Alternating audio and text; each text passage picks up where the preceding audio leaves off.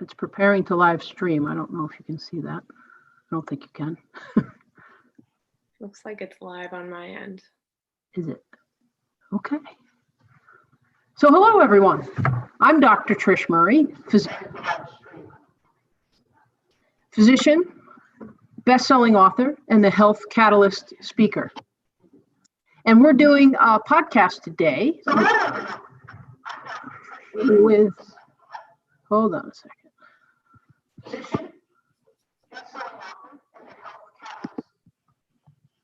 Hold on a second. So, you still there, Megan? We're all set. And are you still seeing it live on YouTube? Yes. Okay. Just because it was playing back to me, so I'm just going to start over. It's like I'm hearing myself and then I'm hearing the live. So, hey, folks, I'm Dr. Trish Murray. I am a physician, I am a best-selling author, and I am the Health Catalyst speaker. And I do a regular podcast entitled Discover Health Podcast. And today I'm interviewing on the podcast Meghan Vestal. Meghan, hi, Meghan. How are you today? Hi, Dr. Trish. How are you? I'm great. How are you today? Good, thanks. Great. And today, Meghan and I are talking about balance and yoga. Many people hear about yoga all the time, of course. You know, it's such a wonderful modality for us to stay healthy. But today, our focus with Meghan is going to be talking particularly about balance and how yoga can help you with that. Let me tell you a little bit about Meghan, and then we're going to get into this discussion. So Meghan Vestal is a registered yoga teacher at the 500-hour level.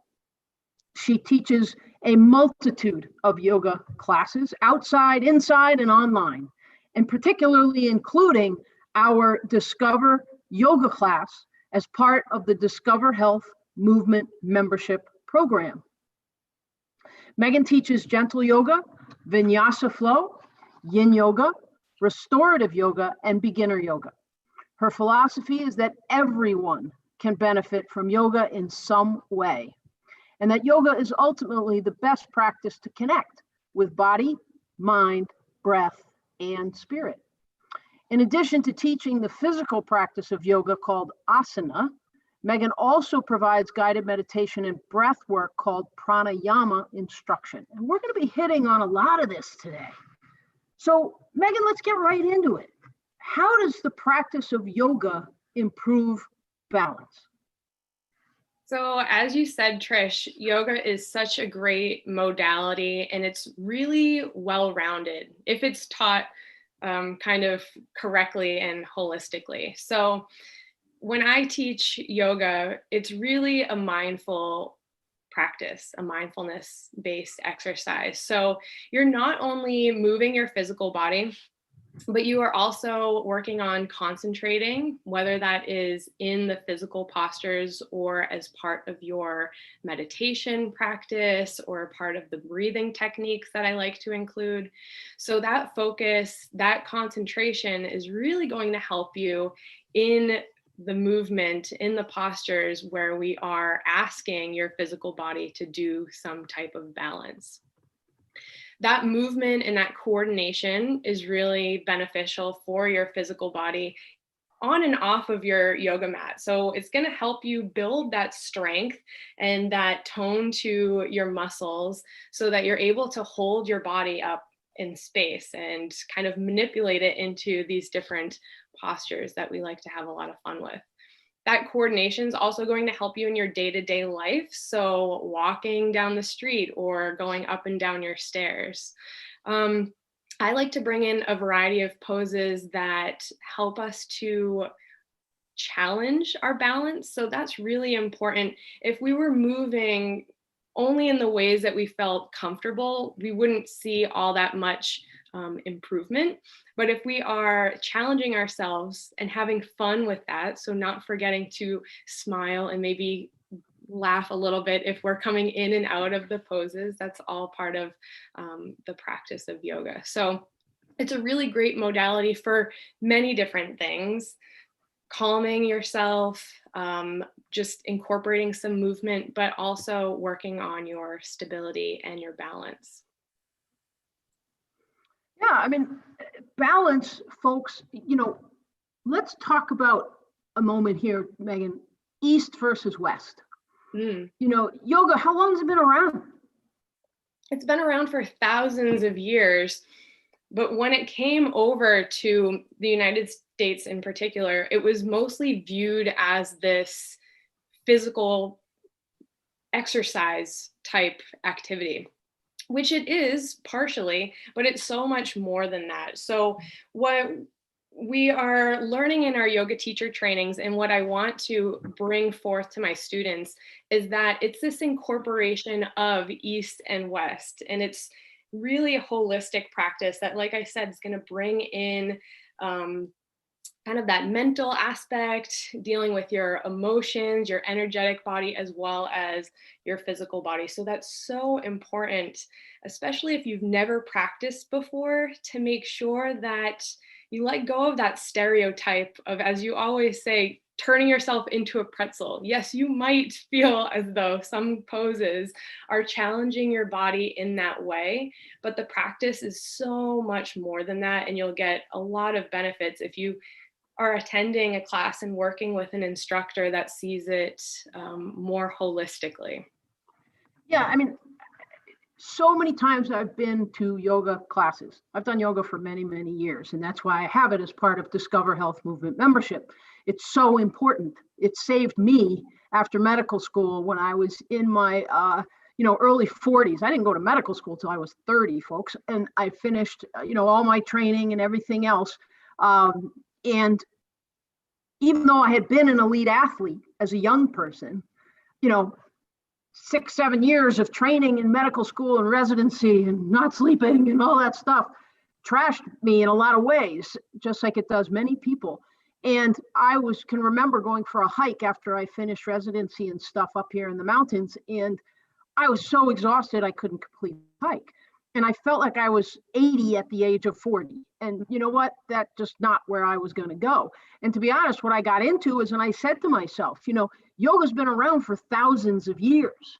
I need to start stretching my body. And I got into yoga, and it changed everything and led me into even more the path of fascia, which we'll talk more about, and my latest book is about. But the thing I want to point out, and what you've just emphasized, Meghan, is that East versus West, yoga came from the East and it came to the West, and we took the balance out of it. We're talking about balance.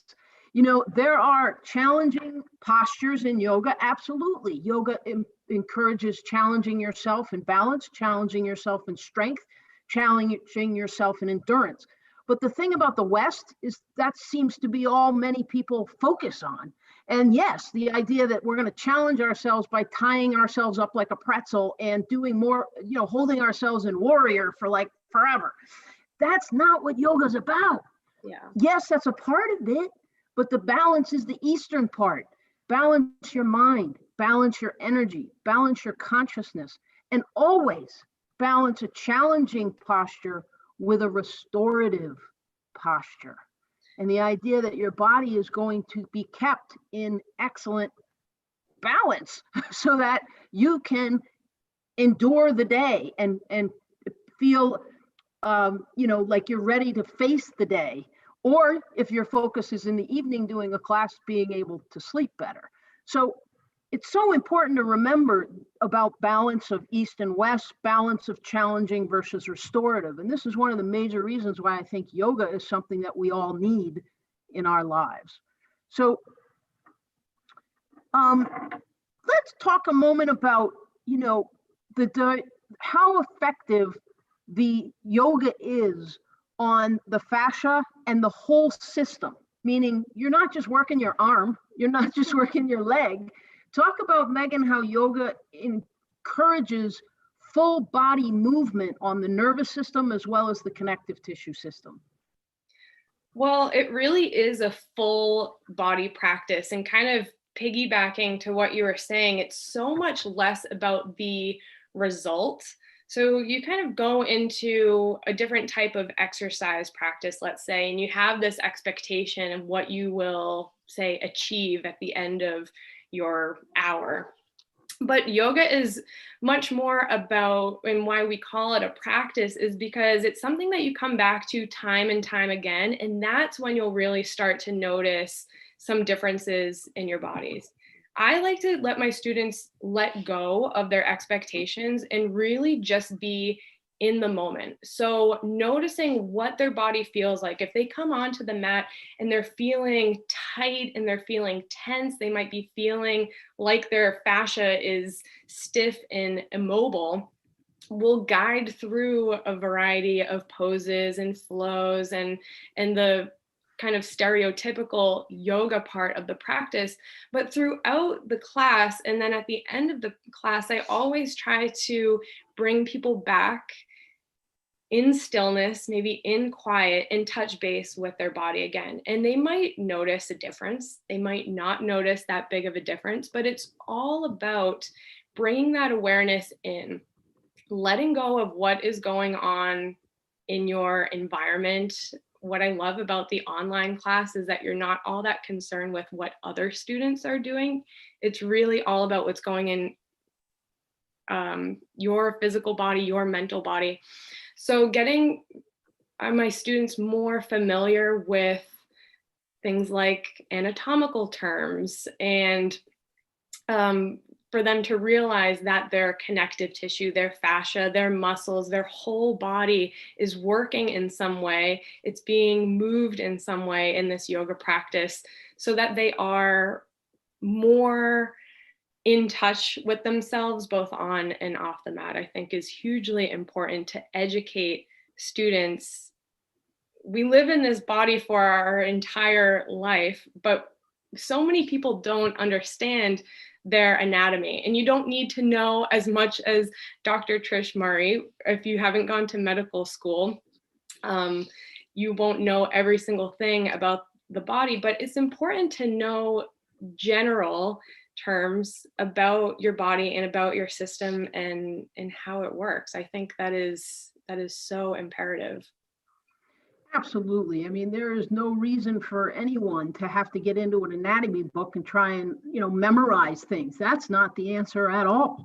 Right. But the answer is that for people to understand, a couple points to be made here.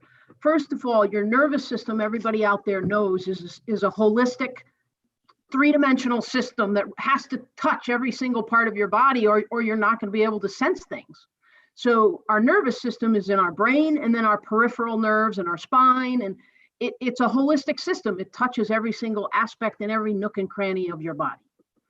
But there's another system that people don't know enough about, and that's the fascial system. The fascial system is the major portion of your connective tissue system. It surrounds everything in your body, every muscle, every organ, every blood vessel, every nerve. So it even surrounds all the aspects of the other holistic systems of your body. And three-dimensional, diverse, full body movements that you're doing consciously are going to optimize your fascial system. It's going to take the fabric of your fascial system, stretch it out, and unwind any imbalances and untie any knots.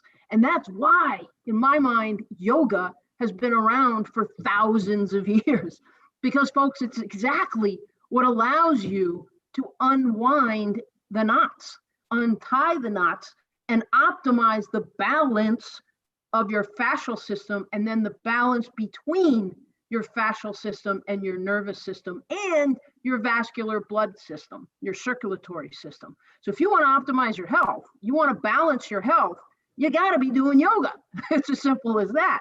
Now, two other points to make is, and Meghan, let's ask you, sympathetic nervous system versus parasympathetic nervous system. How does yoga and what aspects of yoga help us balance that? Because first of all, folks, your sympathetic nervous system is your fight or flight, your stress nervous system, and your parasympathetic nervous system is your rest and relax and sleep and even libido. You want to have a better libido, you better improve your your sex drive. You better improve your parasympathetic nervous system. So listen up. So Meghan, talk about sympathetic versus parasympathetic nervous system, and how does yoga affect the balance of that? So in our society now, we live a good portion of our life in this sympathetic nervous system. So our stress levels are pretty high, and we have kind of changed our perspective. Instead of viewing stress as kind of a survival, we view stress in terms of things like traffic and things like deadlines at work. So we're constantly in this sympathetic, kind of stressed out state, whether we are aware of it or not. Yoga helps to bring us back into that parasympathetic nervous system. So, the deep breathing, the guided meditation, the really slow and mindful movement is going to help not only calm your physical body, and you'll feel that at the end of the practice, specifically when we are laying in Shavasana in our corpse pose, it's like a little nap essentially, but you are unwinding completely all of those knots that you have created throughout the day. So it helps us to tap into that parasympathetic nervous system, and you'll learn the tools through our yoga practice that you can take into your life off the mat. So if you're feeling that stressed out, maybe you're suffering from digestion problems because you're constantly in that fight or flight and tense, you can come into some things like deep breathing. You could practice just a few really gentle stretches within your body to kind of calm yourself down and get into a little bit more of that balance, that homeostasis, and balance out the parasympathetic and the sympathetic nervous system. So it's a great tool to help get into that rest and digest. And in our Discover Yoga class that Meghan teaches for our Discover Health Movement membership, she emphasizes this throughout the class. And Meghan, it's why I picked you as our instructor. You are so good at this, in focusing on the physical balance, but also the balance between, the nervous systems, the sympathetic nervous system, this concept of challenging postures and then restorative postures. It's like you get it. That's why I want people to realize how powerful it can be. So many people out there have said, well, I've tried yoga, I didn't like it. Well, maybe you just weren't taking the right class, and maybe you need to check us out. So Meghan, in your class on our program, Discover Health Movement Membership, the Discover Yoga class, let's talk about specifically, how do you modify for participants that might really struggle with their physical balance? So that's a great question. A lot of people, when they think of yoga or they approach yoga, they might kind of rule it out if they know that they have problems with their balance and their stability. So keeping that in mind, when I'm teaching the Discover Yoga classes as part of our membership, I offer lots of modifications, and sometimes it seems almost a little overwhelming how many different modifications and variations you can take for different poses. But I would suggest, and when you sign up for the membership, there's a list of different props that you'll want to have kind of in your practice space. So things like a blanket, a strap, some yoga blocks, plenty of space, so floor space, maybe being close to a wall and having that wall space or a sturdy piece of furniture to just rest your hand on, or maybe lean a little bit more of your body weight if you need it. So especially when we're in some standing, challenging balance postures, to just have that kind of peace of mind. And over time, you might find that you rely on it just a little bit less. When it comes to some of those specifically balance postures, I will offer a range of variations. So kind of step by step, today, if you want to keep both feet grounded, you can stay just like that. And I'll demonstrate kind of each step in the way, and you can try on what's going to work for you. And that might differ from day to day, from practice to practice. So then I might offer maybe a little bit more of a challenging kind of step. And then maybe I do have some students in the class that have been practicing for a while, and they might be searching for something to really take them out of their comfort zone. And I might suggest, maybe try closing your eyes and see what that does to your balance. So there's a variety for kind of all levels. And if you are challenged by your balance, you will feel comfortable because there are so many modifications that you can incorporate. It's really your practice. So I make the suggestions as the instructor, but I want you to feel that balance again between comfort and challenge. So you might, for the first few times, try it a certain way, and then you get more comfortable with that and you start to incorporate some variation. So there's lots of different options, so you can make the practice your own. Yeah. Folks, people need to understand that we are all at different levels in balance, in physical strength, in ability of endurance, what illnesses you have. Everyone is different. We are all on our own individual journey. So that's what's also wonderful about Meghan and the other instructors of Discover Health Movement membership is they, exactly as you've said, Meghan, give many, many ways to modify what you're demonstrating as the posture of the moment. But that doesn't mean everyone's going to do it like you, who's been studying yoga for many years. But you're going to you started somewhere too, and have built to where you are today. And I am started where I was, as I described. I was pretty much a mess. But now I'm, excellent. I'm no yogi, but I am much better than I ever used to be. And it's helped my balance and my strength and my endurance and my ability to move in the world the way I want. And in my late 50s, I still can go on week-long trips out in the wilderness and do fine.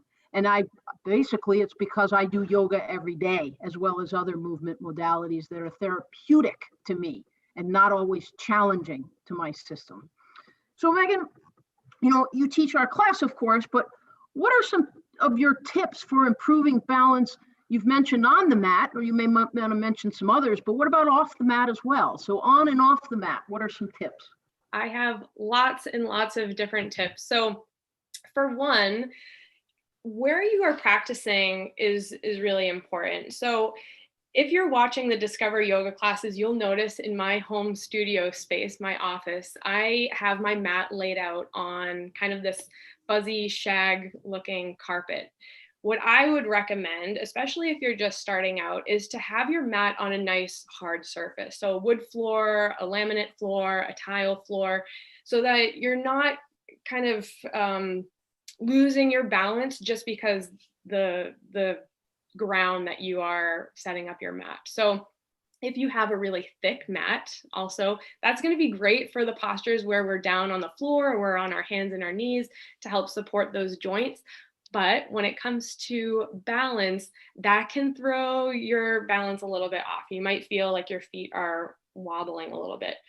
In that case, don't have to go out and get a new mat, but you could just take a step off of the mat and make sure that your feet are on the floor. So that's really important, whether you are in a yoga class or not, to feel grounded. That's going to help kind of balance out your energy so you don't feel so untethered.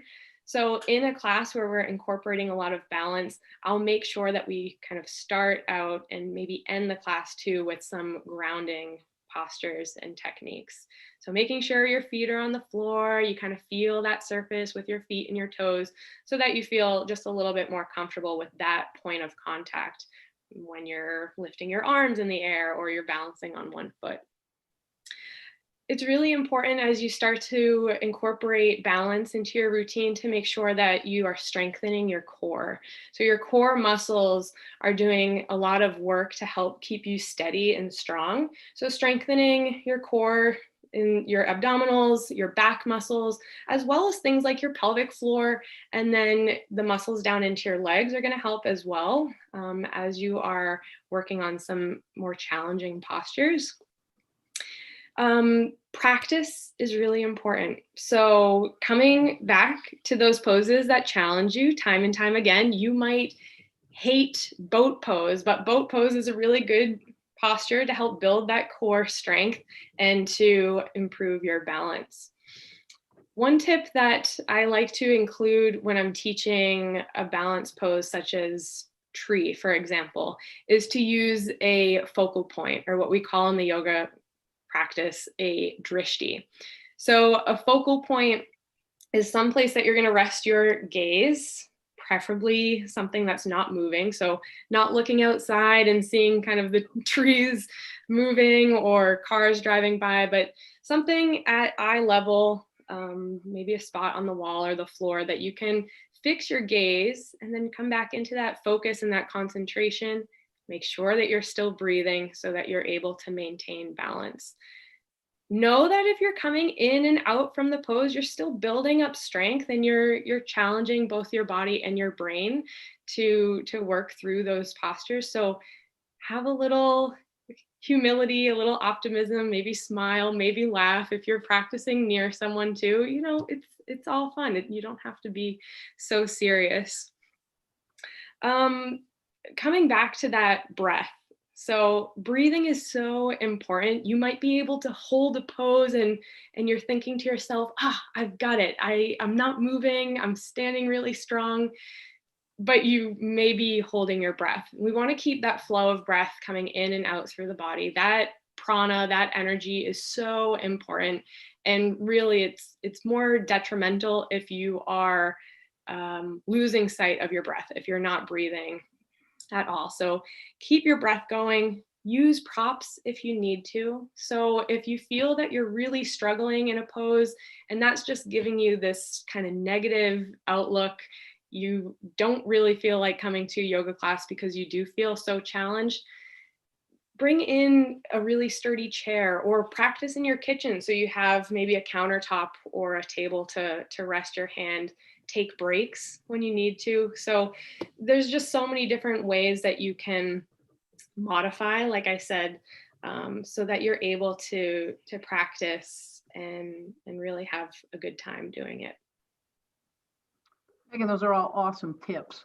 And folks, one of the top ones I think I heard her say, they were all great, but the one I would point out is you need to practice. And you need to make it a practice. And if I could say anything from what I recommend to people and what I've realized is really important in my own life is to have a practice every single day where I am practicing my breathing, my deep breathing and my balancing sympathetic and parasympathetic, where I am practicing my stretching and my yoga postures, where I am practicing my mind, letting go of the insanity of the day. It takes practice to be able to do that. So you want to practice every single day, but it doesn't mean you're on day one, you say, okay, I'm here for my practice. and you don't even know what you're doing. Go to classes, take Discover Yoga through the Discover Health Movement membership. And then what I did when I started yoga years ago was I said to myself, wow, that posture we did today or tonight, I really need. Mm-hmm. And so I made sure I made a note of it. And then the next day, on my own routine for the next week, I did it every day with some other stretching I was familiar with. The next week, maybe I'd pick up one more posture, maybe 2 weeks or 3 weeks down the road. But the bottom line is I just slowly started to add to my own repertoire of what I remembered and made part of my own practice. So find that balance within your own practice, and then you're already on the journey. And weeks go by, months go by, and you'll be so shocked at what you can do that you couldn't do before. And that's why you want to step on the road to making your life better and your balance better. So the other thing, Megan, that you and I talked about before coming on today was the concept of, physical balance. And we've talked about that. We've also talked about the nervous system, if you will, but that's another physical system of the body. But it does have to do with energy and electricity, if you will, running through the body. But also, folks, I've mentioned today the fascial system, the connective tissue system, and the nervous system as two holistic systems. But folks, yes, we all understand that the nervous system has energy and electricity that runs through it so we can feel things, see things, taste things, and so on. But folks, your fascial system is made of collagen, which is a tubular, hydrated, fluid-filled modality that actually transmits energy 10 times faster than your nervous system does. Whoa. So if you want to balance out, let's talk about balancing the physical system with your energy system. And this is, again, another balance between East and West. So, Meghan, how do you help people support their energetic balance through your yoga? So there's a few different tools that I'll use to do that. One that I really love are called pranayama, or breathing techniques. So one is this alternate nostril breathing, what we call in Sanskrit nadi shodhana. And so we are using our hand and closing one nostril at a time, and we're letting the breath come in and out different nostrils. And that might kind of seem weird to you. It might feel a little bit uncomfortable if you try it for the first time, specifically if you're a little bit congested or you have some breathing problems. But breathing in and out from the left and the right nostril and controlling that rhythm and that sequencing helps us to balance kind of the left and the right side of our energetic body and our physical body. So the left side of our body kind of represents more yin-like energy. So lunar energy, a little bit more calming, cooling, soft, a little more static. So those are kind of in a yin practice, those are the deep stretches where we're really getting into the fascia. And then the right side of the body, the contrast, the yang energy, is more warming, more dynamic, more masculine, more solar energy. So a simple 3 to 5 minutes of this alternate nostril breathing technique can help you to balance out left to right, which is particularly helpful when you are working on balance. You'll notice standing on one leg opposed to standing on the other is going to maybe have a little different experience. So breathing is one that helps to get you balanced. My guided meditation in the beginning of the class and at the end of the class can help get you balanced in terms of just arriving and just being mindful. So if you've had a really hectic day thus far and you come into class and you just get to close your eyes and be still for a few moments while I'm guiding you through maybe a body scan or a breathing technique, that can help kind of balance your energy, bring it down a little bit. Again, tap into that parasympathetic nervous system to balance and make you a little bit more calm. I spend a lot of time and effort theming the classes. So each class is a little bit unique. We have kind of a theme that goes throughout the entire hour. So that might include some breathing, some meditation in the poses as well. I like to sometimes use my interpretation of energy. So say it's a Friday morning, that's when the live classes are, 9 to 10 a.m. on Friday morning, and it's cold and it's dreary and it's rainy. I might kind of balance out that energy with more of an uplifting, energetic, warming, dynamic practice. So we play around with that too. I don't know if students notice that or not, but I do take the time to try to incorporate that for people. And then in terms of balance through the energetic system of the body, in yoga, we pay attention to the chakras. So these are not physical locations within the body, but we do use physical locations to help them become a little bit more relatable and tangible. So we'll use the chakra system to help activate and balance out different energy systems in the body. So for example, because our topic tonight is balance, if we were in a class where we are maybe a little bit unsteady, we're really challenging ourselves that way, we're really incorporating kind of these air and space elements in the way that we are structuring our body, right? So we'll want to balance that energy out by having some really grounding poses, kind of close to the earth, really feeling supported, taking a nice long shavasana in that corpse pose at the end of the practice so that you really do feel connected to earth and connected to earth's energy to counteract that energy of feeling maybe a little untethered or a little bit unbalanced, if that's your experience in class. So whether or not I necessarily say it in our class or you notice it, there is consideration into the energetic systems within our body, within our universe, so that, again, we kind of are striving to get to that place of homeostasis, that place of balance within ourselves and within our surroundings. So it's all connected.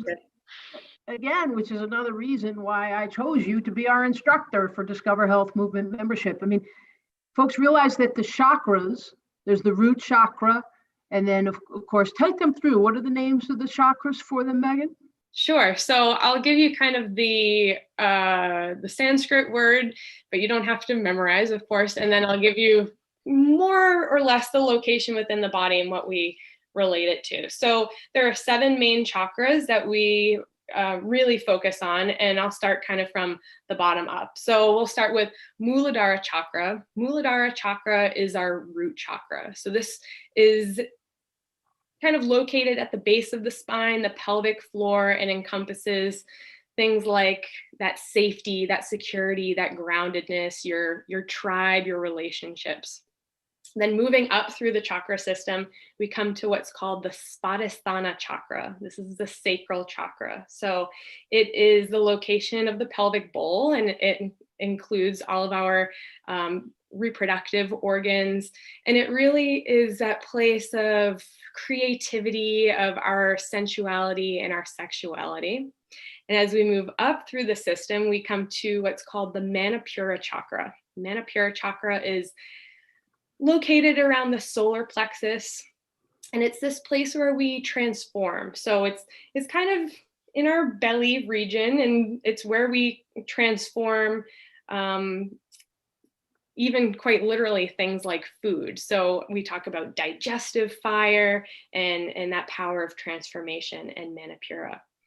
Moving on and up, we come to the heart chakra. So this is called Anahata chakra, and it's the place where our loving kindness originates and where kind of our connection and how we relate to others is sourced from. So that's at the heart. That also encompasses kind of the location of the chest and our arms and hands as well.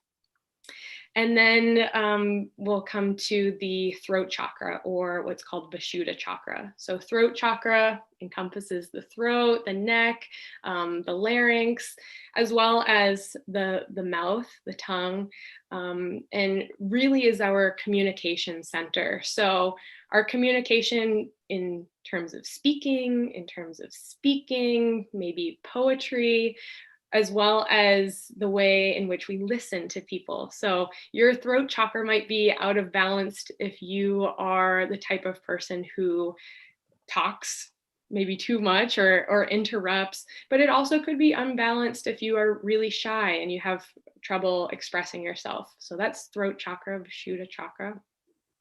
Then we come to Anya chakra. Anya chakra is third eye chakra.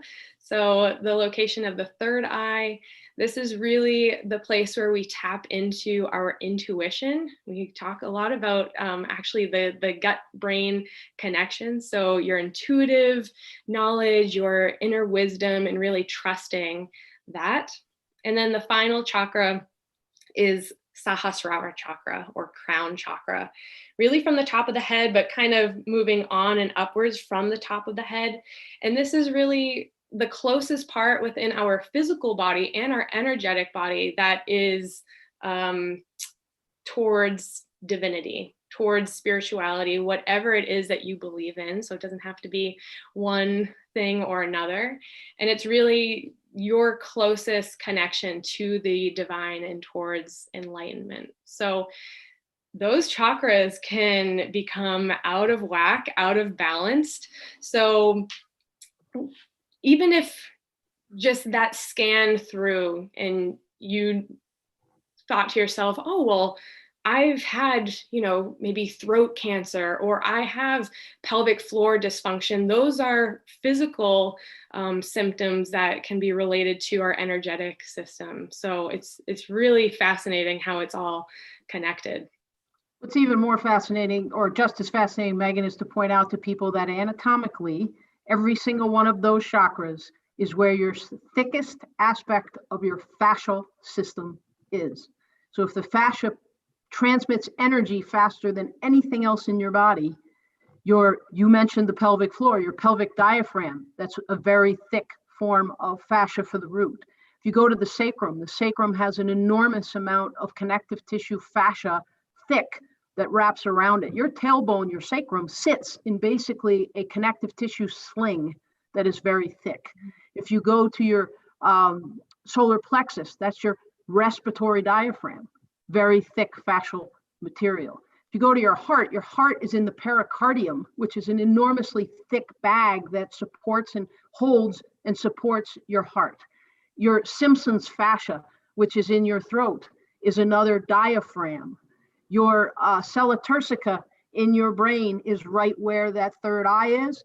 And if you're going to talk about the dura that surrounds your cranium, that is probably some of the thickest fascia. So if we want to be able to transmit energy, have energy flow through our bodies as optimally as possible, and connect with the universe as much as possible, you have got to move your body in a three-dimensional way in order to maintain its what? Balance. So that you can have balance in energy, balance in your physical movement, and balance in your overall life. So wow, Megan, this has been awesome. So Megan, just tell folks about Discover Health Movement membership. What is it, and how would they find out more about it? Our Discover Health Movement membership is an online membership that offers 3 different modalities, including Discover Yoga, self-myofascial release, and movement for longevity. And these 3 modalities, you have the option to join our membership where you can virtually attend these classes. So 1 class of each modality per week, and you can join the instructor live. There's also the option to take the recorded classes. So if our live classes don't fit your schedule, we have created this really abundant library of recorded classes since we launched the membership back in March of this year. So like I said, each class is really unique. The instructors are very skilled at modifying for your needs. Any level of physical activity that you do or maybe do not do at this present time, you'll find classes that are going to work just for you. And it's a great complement too for your activities that you might be doing. I find that as a hiker, as a runner, the self-myofascial release is really nice to work out some kinks that are present in my fascia. Of course, yoga is something that I incorporate in my day-to-day. And the movement for longevity classes, kind of challenging my brain to body connection, has been beneficial as well. So it's a great membership. To learn more, you'll visit discoverhealthfmc.com/#movement. This is, the whole clinic is called Discover Health Functional Medicine Center. And so this Discover Health Movement membership, folks, is a new concept for Discover Health Functional Medicine Center. So that's why we're going to drive you to our website, which is Discover Health FMC. So you don't have to spell out Functional Medicine Center. It's just Discover Health FMC, and then /movement. And that'll take you right to the area of the website that will tell you all about Discover Health Movement membership. Also, folks, this has been Discover Health Podcast, which I do on a regular basis. I believe we put up a show once every 2 weeks, right, Megan? Because Megan is also the producer of the show for us here. So, folks, check us out. Check out the podcast, but absolutely check out Discover Health Movement membership. Because if you want to find balance in your life, you need to start moving in 3-dimensional, diverse ways of consciously moving. And Discover Health Movement membership has 3 different modalities that are going to help you do that And Meghan is our Discover Yoga instructor. So take care, everyone. And thank you, Meghan. Thanks so much, Dr. Trish. All right. Well, take care, everyone, and we'll see you on the next show.